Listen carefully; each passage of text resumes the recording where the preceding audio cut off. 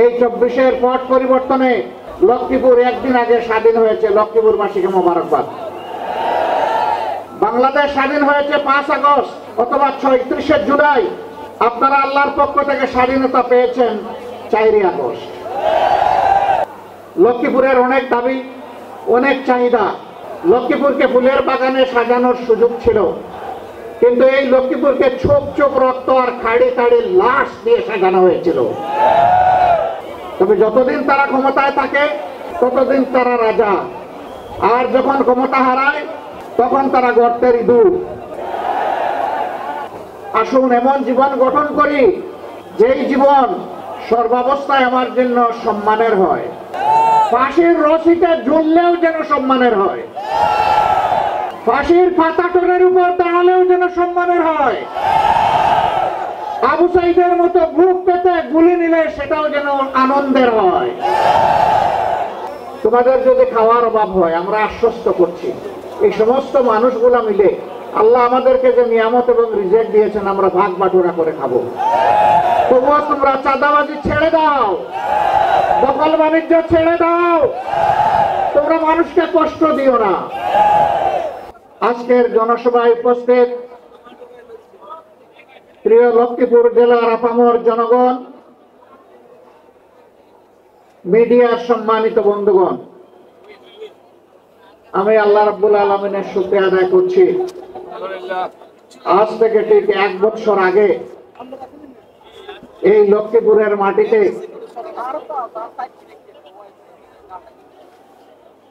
এই আঙ্গিনায় তো দূরের কথা, কোন 1 ইঞ্চি জায়গার উপর দাঁড়িয়ে এমন একটি কথা বলতে পারবো তা কল্পনাও করি নাই। কেন করি নাই? আমার আগে জনাব মাওলানা এটিএম মাসুম বলে গেছেন, এই লক্ষ্মীপুর হাজার ঐতিহ্যের ধারক এবং স্মারক, অসংখ্য আলিম উলামার চারণ ভূমি, অসংখ্য জ্ঞানী গুণী ব্যক্তি এই লক্ষ্মীপুরে জন্ম নিয়েছেন। তারা দেশকে নেতৃত্ব দিয়েছেন, কিন্তু বাংলাদেশের স্বাধীনতার পর একটি গোষ্ঠী আমাদের প্রিয় লক্ষ্মীপুরকে সন্ত্রাসের জনপদে পরিণত করেছিল। বিশেষ করে একটি কুখ্যাত পরিবার, আপনারা সবাই তাদেরকে চিনেন, জানেন, আমার চাইতে বেশি চিনেন। এই সন্ত্রাসীরা আমার ভাই ডাক্তার ফয়েজ আহমদ, যাকে বলা হতো মানবিক চিকিৎসক, তাকে সহ অসংখ্য দেশপ্রেমিক মানুষকে তারা খুন করেছে। তবে যতদিন তারা ক্ষমতায় থাকে ততদিন তারা রাজা, আর যখন ক্ষমতা হারায় তখন তারা গর্তের ইঁদুর। এখন কি রাজার হালতে আছে তারা? এমন জীবনের প্রতি দীক্ষা, যেই জীবনে বাতাস পরিবর্তন হলে মানুষকে ইঁদুর বনে যেতে হয়। এমন রাজনীতিকে ঘৃণা করি, যেই রাজনীতি করতে গিয়ে দেশ ছেড়ে পালাতে হয়।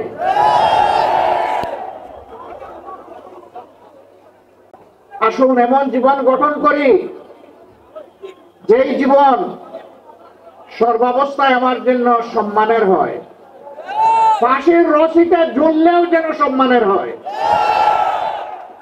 ফাঁসির পাতাটোরের উপর দাঁড়ালেও যেন সম্মানের হয়। আবু সাইদের মতো বুক পেতে গুলি নিলে সেটাও যেন আনন্দের হয়। এমন জীবনই রাজনীতিবিদের জীবন হওয়া উচিত। প্রিয় সম্মানিত ভাইরা, এই 24-এর পট পরিবর্তনে লক্ষ্মীপুর একদিন আগে স্বাধীন হয়েছে। লক্ষ্মীপুরবাসীকে মোবারকবাদ। বাংলাদেশ স্বাধীন হয়েছে 5 আগস্ট অথবা 31শে জুলাই।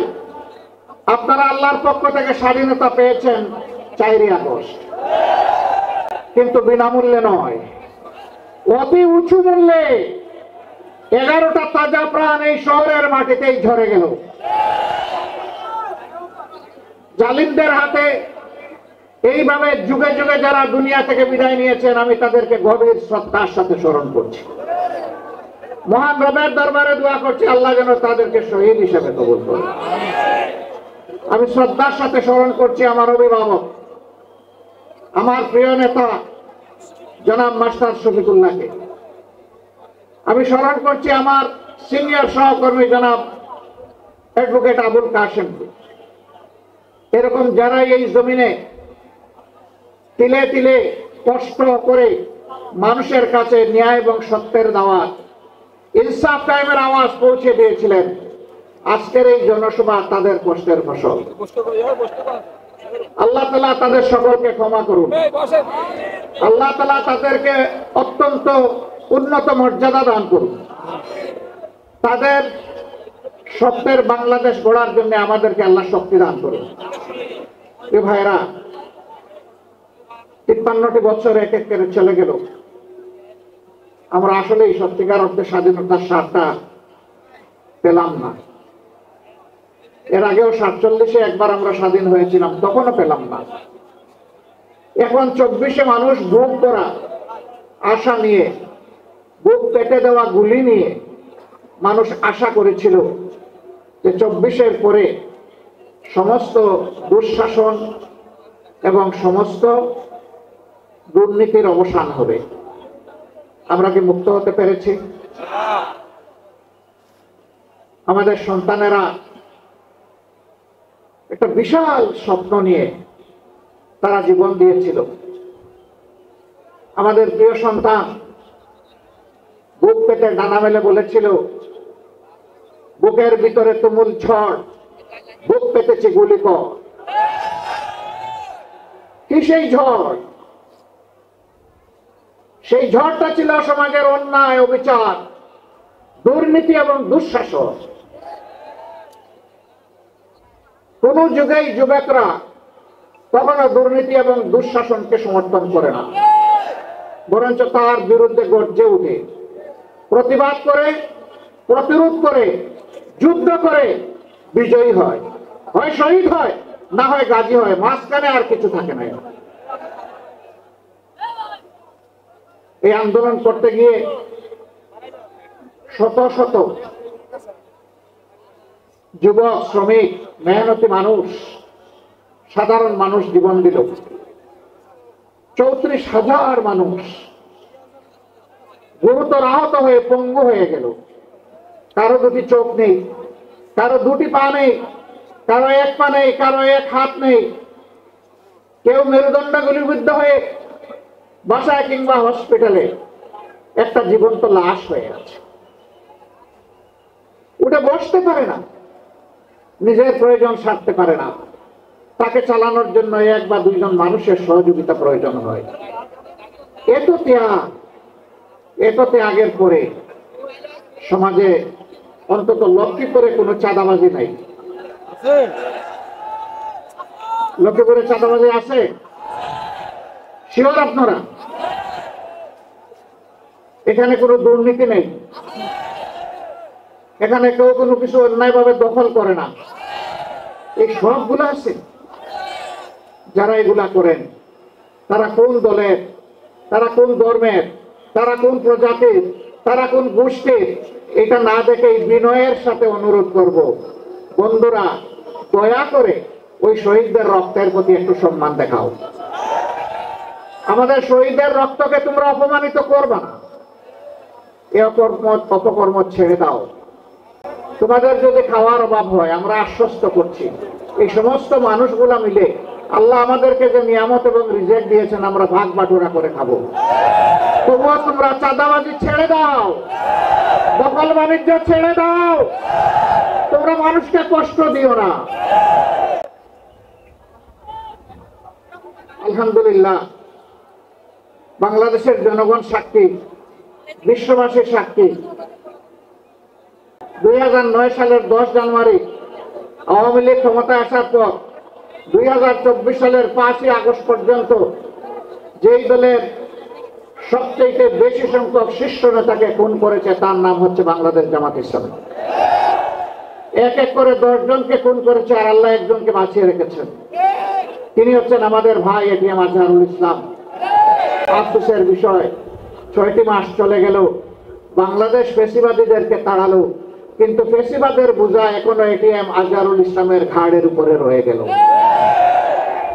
এক এক করে জাতীয় নেতৃবৃন্দ সবাই বের হয়ে আসলেন, এখনো আজহারুল ইসলাম অন্ধকার প্রকোষ্ঠে থেকে গেলেন কারাগারে। তাই আমি মনের কষ্ট নিয়ে সেদিন বলেছি যে আজহার ভাইকে ভিতরে রেখে আমি আর বাইরে থাকতে চাই না।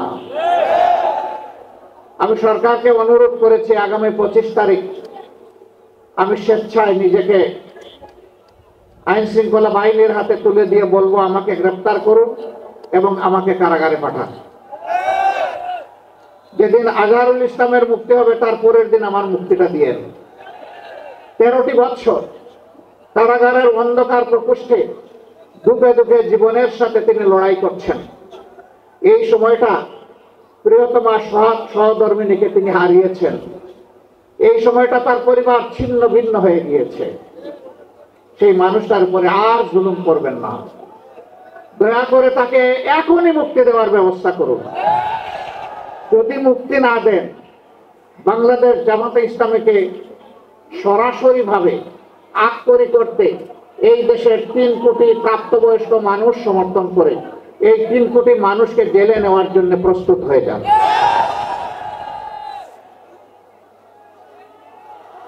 আমার সম্মানিত ভাইরা,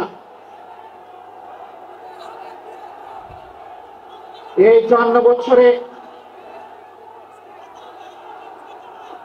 এই বাংলাদেশে অনেক কিছু ঘটে গিয়েছে।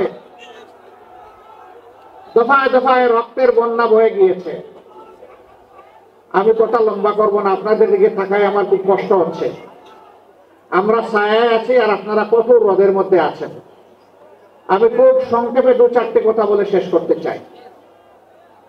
এই 54 বছরে অনেক দলের শাসন আপনারা দেখেছেন, অনেক আদর্শের কথা আপনারা শুনেছেন, কিন্তু সংখ্যাগরিষ্ঠ মানুষের প্রিয় আদর্শ ইসলামের শাসনটা এই দেশবাসীর দেখার সুযোগ হয় নাই।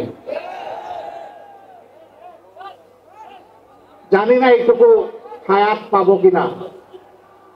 মহান আল্লাহর কাছে ভিক্ষা চাই, হে আল্লাহ, এতগুলো মানুষকে যখন তুমি দৌলতে ঈমান দান করেছো, মেহেরবানি করে সেই ঈমানের সোর্স কোরআনকে বাংলাদেশের শাসন ক্ষমতায় তুমি বসায় দাও।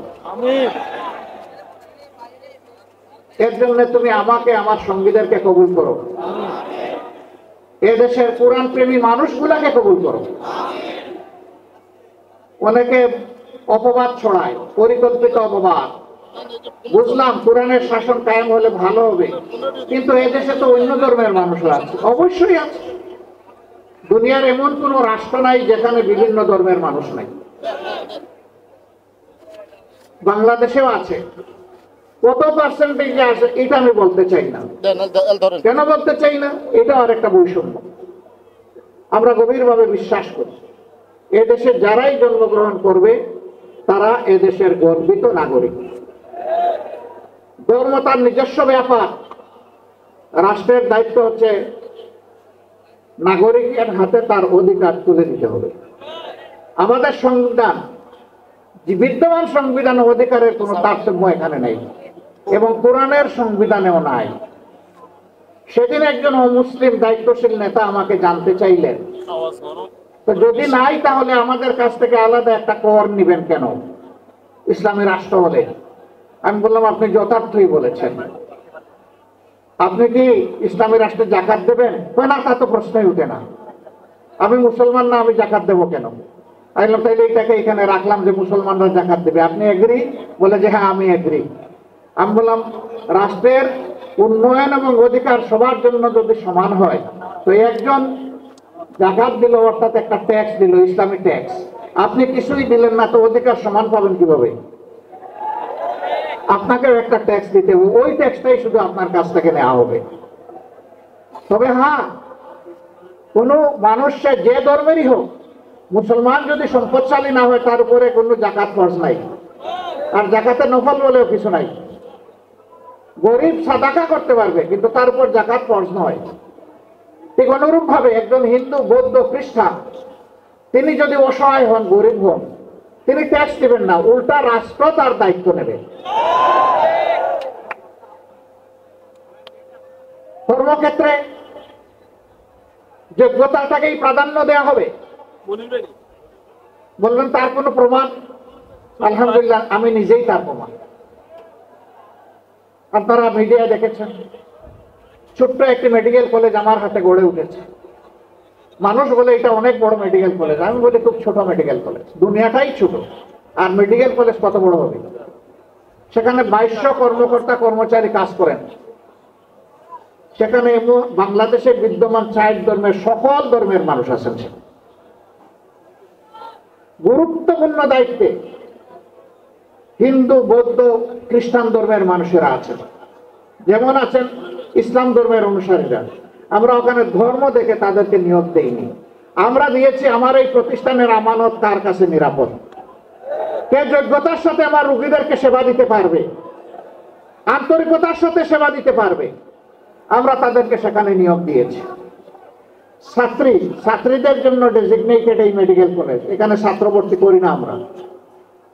সেখানে এটাও আমরা দেখি না যে এই ছাত্রীটা কোন ধর্মের, আমরা দেখি আমরা একটা মানবিক ছাত্রী এবং একটা মানবিক চিকিৎসক তাকে দিয়ে তৈরি করতে পারবো কিনা, এমন যাদেরকে পাই আমরা তাদেরকে সেখানে ভর্তি করি।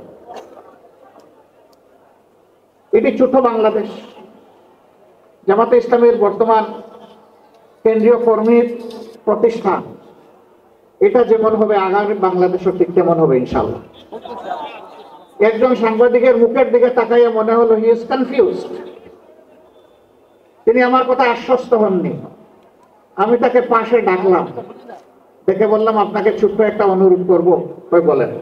আমি বললাম যে কালকেই আপনি একটু সিলেট যাবেন, গিয়ে নিজ চোখে দেখে আসবেন, মনের মতো করে মানুষগুলোর সাথে কথা বলবেন, কর্মকর্তা কর্মচারী, ছাত্র, এখানে ছাত্রী যারা আছে তাদের সাথে কথা বলবেন। এরপরে আপনি আপনার মনের মতো করে রিপোর্ট করবেন। যদি আপনি কিছু মনে না করেন, যেহেতু আমি দাওয়াত দিয়ে নিচ্ছি, যাতায়াত খরচটা আমি দিতে চাই। আর যদি মনে করেন যে আমি যাতায়াত খরচ দিলে আপনি বায়াস্ট হয়ে যাবেন, আমার প্রতি একটু ঝুঁকে পড়বেন, তাহলে এই কষ্টটাতে একটা আপনি স্বীকার করবেন। বললো যে আপনাকে ধন্যবাদ, আমাকে যাতায়াত খরচ দিতে হবে না, আমি কথা দিচ্ছি আমি যাব। তিনি গিয়েছিলেন, তার মতো করে তিনি একটা রিপোর্ট জাতির সামনে তুলে ধরেছেন। আমি দেখেছি তিনি ন্যায়সঙ্গত রিপোর্ট তুলে ধরেছেন, বাড়াননি কমাননি, ধন্যবাদ তাকে। এরপরে ভয় দেখানো হয় যে ইসলামী রাষ্ট্র হলে মহিলাদেরকে ঘরের ভিতর থেকে আর বাইর হইতে দেওয়া হবে না। আচ্ছা, আমার মা যতদিন বেঁচে ছিলেন তিনি কি বের হন নাই? আমি কি বন্দি করে রেখেছিলাম? আমার স্ত্রী, আমি কি তাকে বন্দি করে রেখেছি? তিনি তো পার্লামেন্টে একজন সদস্যও ছিলেন, তিনি একজন চিকিৎসা পেশায় নিয়োজিত ছিলেন। আমার 2 মেয়ে, 1 ছেলে আল্লাহর দান, তারাও চিকিৎসক, তারাও তো তাদের স্ব ক্ষেত্রে জাতিকে সেবা দিচ্ছে। তো কই, আমি তো বন্দি করে রাখলাম না তালা দিয়ে। আমার মাকে, আমার স্ত্রীকে, আমার সন্ততিদেরকে আমি যদি এইভাবে তাদের অধিকারের জায়গাটা তাদের হাতে তুলে দেওয়ার পক্ষে থাকি, আমি কথা দিচ্ছি ইসলামের দেশ হলে এদেশের শাসকেরা সেই অধিকার আমাদের মায়েদের হাতে তুলে দিবেন ইনশাআল্লাহ। বাড়তি 2টা জিনিস তারা ভোগ করবেন, এখন যে 2টার কোনোটাই নাই। একটি হচ্ছে সামাজিক নিরাপত্তা, আর একটি হচ্ছে তাদের মর্যাদা। ইনশাআল্লাহ সেই 2টাও সেদিন তারা ভোগ করবেন এবং নিজেকে বাংলাদেশের একজন নাগরিক হিসাবে পরিচয় দিয়ে তারা গর্ববোধ করবেন। সেই বাংলাদেশি কোরআনের আলোকে তৈরি হবে ইনশাআল্লাহ। এখন আমরা যারা বলি যে কোরআন এক জিনিস, রাজনীতি আরেক জিনিস, না ভাই, এটা ঠিক না। দুনিয়ার সর্বশ্রেষ্ঠ রাষ্ট্র ছিল মদিনা কেন্দ্রিক রাষ্ট্র। সর্বশ্রেষ্ঠ শাসক ছিলেন মুহাম্মদুর রাসূলুল্লাহ সাল্লাল্লাহু আলাইহি সাল্লাম। তিনি একটা আদর্শের ভিত্তিতে শাসন করেছেন। সেই আদর্শটা কি? আল কোরআনের আদর্শ, ইসলামের আদর্শ, আল্লাহর দেওয়া আদর্শ। তাহলে তিনি যে আদর্শে দেশ শাসন করার কারণে একটি জাহিলি সমাজ পরিবর্তন হয়ে সোনালী সমাজ হয়ে গেল, সেই আদর্শকে যদি আমরা আবার আমাদের সমাজে গ্রহণ করে নেই, তাহলে বাংলাদেশের এই সমাজও ইনশাআল্লাহ সোনালী সমাজে পরিণত হবে। অতীতে সোনার বাংলা কায়েম করতে গিয়ে শ্মশান বাংলা কায়েম করা হয়েছে। কোরআনই একমাত্র সোনার বাংলার গ্যারান্টি দিতে পারে, আর কিছুই দিতে পারবে না। ইতিমধ্যেই বাংলার জমিনে তার পরীক্ষা নিরীক্ষা শেষ। এখন হবে ইনশাআল্লাহ কোরআনের বাংলাদেশ। যারা কোরআনকে খণ্ডিত করতে চান অথবা সহ্য করতে চান না, তাদেরকে আমরা বিনয়ের সাথে বলতে চাই, এ দেশের আপামর জনতা বাঁচতে চায় কোরআন বুকে নিয়ে, মরতে চায় কোরআন বুকে নিয়ে, আল্লাহর সামনে দাঁড়াতে চায় কোরআন বুকে নিয়ে। কোরআনকে আমাদের থেকে বিচ্ছিন্ন করা যাবে না ইনশাআল্লাহ। এই দেশে যতগুলা ইসলামী দল আছে সবগুলার দিকে আপনারা তাজা চোখ দিয়ে তাকিয়ে দেখুন। আমি বেশি দূরে যাব না, 5 আগস্ট থেকে শুরু করে আজকে এই 22 ফেব্রুয়ারি পর্যন্ত এই সামান্য পরিক্রমায় কোথাও আপনি দেখবেন না ইসলামী দলের কোন লোক এখন জাতির উপরে জুলুম করছে, চাঁদাবাজি করছে, দখলদারির সাথে জড়িয়ে গেছে। কোথাও দেখবেন না। তার একমাত্র কারণ তারা কোরআনকে সম্মান করেন এবং বুকে ধারণ করেন। তার একমাত্র কারণ তারা আল্লাহ সুবহানাহু ওয়া তাআলাকে ভয় করেন। যাদের অন্তরে আল্লাহর ভয় আছে তারা মানুষের উপর জুলুম করতে পারে না। তারা মানুষকে ভালোবাসে, তারা মানুষকে শ্রদ্ধা করে। তারা দেখে না এ মানুষের পেশা কি, শিক্ষা কি, তার গোষ্ঠী কি, এইটা দেখে না, দেখে সে আল্লাহর সৃষ্টি আশরাফুল মাখলুকাত। আল্লাহ যাকে সভাপতি দান করেছেন আমার দায়িত্ব তাকে সম্মান করা। আমরা মানুষকে ছোট হিসাবে দেখি না কাউকে, আমরা সমস্ত মানুষকে দেখি আল্লাহর শ্রেষ্ঠ জীব হিসাবে। আমি একবার বরিশাল থেকে লঞ্চে ঢাকায় ফিরলাম সকালবেলা, সামার সিজন ছিল, গ্রীষ্মকাল। গাড়িতে উঠেছি, এ গল্প আমি বহু জায়গায় বলেছি, আমি এই রূপ ধরে রাখতে পারি না। কিছু দূর যাওয়ার পরে আমার চালককে বললাম থামো। সে বললো স্যার সামনে ময়লার ভাগাড়, দেখতেও খারাপ আর গন্ধ আসতেছে। আমি বললাম এখানেই থামো, এখানে আমার কাজ। আমি 20 থেকে 22 মিনিট বসে আছি গাড়িতে। মাঝে মাঝে সেও আমার মুখের দিকে একটু ঘুরে তাকায়, আমার পাশে বসে একজন সহকর্মী তিনিও তাকান। তারা বুঝতে পারছেন না যে কেন এই জায়গাটায় আমি দাঁড়িয়ে আছি, কিছু বলছিও না করছিও না।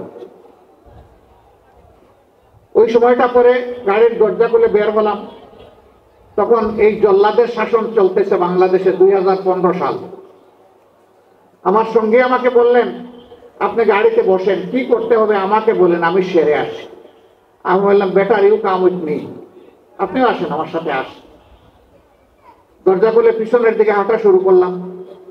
ড্রাইভার বলতেছে স্যার গাড়ি ব্রেক করে, এমন না এখানে থাকি। একটা খাবারের দোকানে গিয়ে ঢুকলাম, কিছু খাবারের প্যাকেট নিলাম, পানি নিলাম, নিয়ে আবার এসে গাড়িতে বসলাম। এবার চালক বলতেছে স্যার যাই। আমি বললাম না, আমার কাজ শেষ হয়নি। 5-7 মিনিট পরে আমি গাড়ির দরজা করে আবার নামলাম। সঙ্গীকে বললাম ভাই এই প্যাকেটগুলো নেন, আসেন আমার সাথে, আমিও কিছু নেই আপনিও কিছু নেন। গিয়ে ওই ময়লার ভাগাড়ের কাছে হাজির হলাম। ততক্ষণে একদল লোক যারা এই ময়লাগুলা বেলচা দিয়ে ডাম্পিং ট্রাকে উঠিয়ে শেষ করেছে, এখন বেলচা ছুড়ে ওখানে ফেলে দিয়েছে। তাদেরকে গিয়ে সালাম দিলাম, 5 জন লোক, আসসালামু আলাইকুম, জবাব দেয় না, মুখের দিকে তাকায়। আবার সালাম দিলাম, আসসালামু আলাইকুম, এবারও জবাব পেলাম না, আবারও মুখের দিকে তাকায়। এরপরে বললাম কি ভাই আপনাদের মধ্যে কি কেউ মুসলমান আছেন? একজন ভীষণ রাগ করে বললো আমি শুধু মুসলমান না, বাকি ওরা তো সব মুসলমান, তো জবাব দেয় না কেন? কোনো সমস্যা নাই, আবার সালাম দিচ্ছি, আসসালামু আলাইকুম। এবার সবাই সমস্যা করে জবাব দিল ওয়ালাইকুম আসসালাম। জিজ্ঞেস করলো আপনি কে? বললাম আপনাদের জাতি ভাই। আপনি কি সিনেমা করতে আসছেন? আমার এই চেহারা দেখে মনে হয় যে আমি সিনেমা করতে আসছি। না তা তো মনে হয় না, কিন্তু আপনার কথাবার্তায় তো এরকমই মনে হচ্ছে, তো আপনি কেন আসছেন? আমি বললাম আপনাদের হাত ধুইতে আসছেন। ওই শুনেন আমরা গরিব মানুষ, আমাদেরকে নিয়ে উপহাস করবেন না। আমি বললাম আল্লাহর কসম আপনি উপহাসও করতে আসেন। তাই আপনি আমাদের হাত ধোয়াবেন কেন? আমি বললাম তোমরা সমাজের হাত ধোয়াও, একটা দিন অন্তত তোমাদের হাত ধোয়াই। আমাদেরকে ছেড়ে দেন, আমাদের অনেক কাজ, বুঝতে পারছি না আপনি কি জিনিস। আমি বললাম যে আমি বড় শক্ত জিনিস, হাত না ধুয়ে তোমাদেরকে ছেড়ে দেবো না। ওদের মধ্যে ঘামতেছে, একদম রাগ করে বললো, এই দে, উনার এত শখ জাগছে, দে হাত দে, আমারটা আগেই দিচ্ছি। উনি হাত দিল, আমি ধোয়াই ধোয়া কষাইয়া পরিষ্কার করে বললাম, ভাই অনেক শুক্রিয়া তোমাকে। একজন একজন করে হাত দেয় আর খিলখিলাইয়া হাসে। আমার ধারণা আমাকে দেখে মনে করছে পাবনার হেমায়েতপুর থেকে ছুটে আসা কোনো পাগল ছাড়া আর কিছু হবে না। হাত ধোয়ানো শেষ, এবার আমার দুই সঙ্গীকে বললাম যে একটু খাবারের প্যাকেটটা দেন। বললাম না না, এগুলো লাগবে না। কেন লাগবে না ভাই? তোমরা তো চাওনি, আমি খুশি হয়ে দিচ্ছি, একটু নিবা না? জি না জি না জি না, এগুলো আমরা। আমি বললাম যে বলো তাইলে কোনটা থেকে খেতে হবে, আমি আগে খাই একটু, তারপরে নিয়ে যাও। তখন একজন বলে তাইলে ঠিক আছে দিয়া দেন। বললাম হ্যাঁ, দুনিয়া অনেক কিছু ঘটে। হাতে নিল, নেওয়ার পরে একজন একটু দীর্ঘ শ্বাস ফেলে বলল, তাহলে আমরাও মানুষ। আমি বললাম কেন এই কথা বললেন কেন? জি না, আপনাদের মতো মানুষেরা আমাদেরকে মানুষ বলে না, বলে আমরা সুইপার, বলে আমরা মেথর। আমাদের কাছে কেউ দাঁড়াইতে চায় না, কোন রাস্তা দিয়ে আমরা হাঁটলে মানুষ সরে যায়। সমাজের মানুষ আমাদেরকে অচ্ছুত মনে করে, এদেরকে ছুইলেই জাত যাবে। আমি হাত জোর করে বললাম, সোফা কাপড়ের ছোট লোকদের পক্ষ থেকে আমি তোমাদের কাছে ক্ষমা চাই, আমাকে ক্ষমা করো, আমাদেরকে ক্ষমা করো। আমি আর চোখের পানি ধরে রাখতে পারিনি, টকটক করে আমার চোখ থেকে পানি পড়লো। এই মানুষগুলো তাদের জীবনের পরিশ্রমের বিনিময়ে সমাজের চাকাটাকে চালু রাখে। এই বাংলাদেশটাকে আমরা সবাই চাই, সেও সবাই চাই। আল্লাহকে হাত তুলে দেখা, হে রব্বুল আলামিন তুমি সাক্ষী থাকো, আল্লাহ তুমি সাক্ষী থাকো, আমরা তোমার কোরআনের ভিত্তিতে একটা ইনসাফের মানবিক বাংলাদেশ চাই, যেখানে মানুষ সবাইকে সম্মান করবে, ভালোবাসবে। এই বাংলাদেশটা আল্লাহ তুমি আমাদেরকে দান করো। হে তরুণ যুবকেরা, জেগে উঠো। যেই সমাজের তরুণরা জেগে উঠে, সেই সমাজকে আল্লাহ বদলায় দেন। 24-এর 5 আগস্ট সেলুট যুবকরা, তোমাদেরকে তোমাদের জীবন বাজি রাখা লড়াইয়ের কারণে আল্লাহ আমাদেরকে আপাতত মুক্ত করে দিয়েছেন। চিরমুক্তির জন্য এবার জেগে উঠো, এবার শপথ নাও, আমরা বাংলাদেশকে কোরআনের আলোকে গড়বই গড়ব ইনশাআল্লাহ। আমিও তোমাদের সাথে চুল পাকা, ভ্রু সাদা হওয়া, দাড়ি সাদা হওয়া এক জীবন্ত যুবক। লড়াইয়ের ময়দানে তোমাদের সাথে আমাকে পাবা, মিছিলের পিছনে নয়, সামনের কাতারে থাকবো ইনশাআল্লাহ।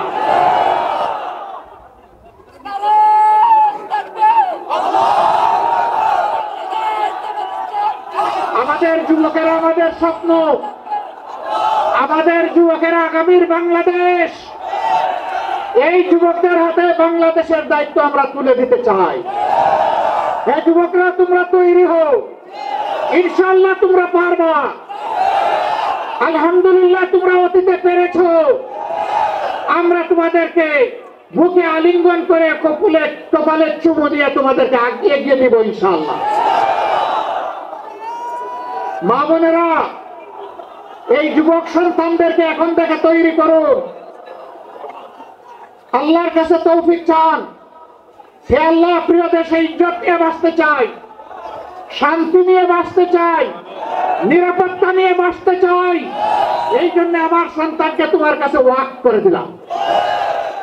আমি মায়েদের কাছে সেই আহ্বান জানাবো। আমার এই আওয়াজ আজকে বাংলাদেশের এবং বিশ্বের যতটি মায়ের কানে যাবে, ও আমার পরম শ্রদ্ধাভাজন মা, আমি আপনাকে বিনয়ের সাথে অনুরোধ জানাচ্ছি, সেজদায় পড়ে এমন মুজাহিদ সন্তানের জন্য আল্লাহর কাছে তৌফিক চান। লক্ষ্মীপুরের অনেক দাবি, অনেক চাহিদা। লক্ষ্মীপুরকে ফুলের বাগানে সাজানোর সুযোগ ছিল, কিন্তু এই লক্ষ্মীপুরকে ছোপ ছোপ রক্ত আর খাড়ি খাড়ি লাশ দিয়ে সাজানো হয়েছিল। ইনশাআল্লাহ মানবিক বাংলাদেশ, ইনসাফের বাংলাদেশ, কোরআনের বাংলাদেশ কায়েমের মধ্য দিয়ে আমরা লক্ষ্মীপুরবাসীর স্বপ্ন বাস্তবায়নে তাদের সাথে থাকবো, তাদের বুকের ভিতরে থাকবো। সকল ন্যায্য দাবি পূরণে আমরা অঙ্গীকারবদ্ধ। আপনাদের দাবি আমাদেরও দাবি। আমার বাড়ি সারা বাংলাদেশ। আমাকে লোকেরা জিজ্ঞেস করে আপনার ঠিকানা, আমি বলি সাধারণ পরিবহন সমগ্র বাংলাদেশ। বলে বুঝলাম না। আমি বুঝলাম এটাই কথার কথা। একটা দলের দায়িত্ব আমার উপরে আছে। আমার বাড়ি এখন আর নির্দিষ্ট কোনো জায়গায় হবে না, বাংলাদেশের প্রতি ইঞ্চি মাটি এখন আমার ঠিকানা। অতএব লক্ষ্মীপুর আমার ঠিকানা। আপনারা কষ্ট করে এসেছেন, তীর্যক রোদের মধ্যে বসে কথাগুলা শুনেছেন। আপনারা ভালোবাসা বুকে নিয়ে এখানে এসেছিলেন, তাই না? সত্যি আপনারা ভালোবাসা নিয়ে এসেছিলেন? কার জন্য এই ভালোবাসা? কার জন্য এই ভালোবাসা? আল্লাহ তুমি সাক্ষী থাকো, তোমার জাতের কসম, আমাদের সমস্ত ভালোবাসা শুধু তোমার জন্য। এই ভালোবাসাকে মায়া করে তুমি তোমার প্রিয় জান্নাতে পৌঁছে দিও রব। আর এই ভালোবাসা দিয়ে তুমি বাংলাদেশকে সুন্দর করে দাও, পাক সাফ করে দাও। সবাইকে অসংখ্য ধন্যবাদ। আল্লাহ হাফেজ।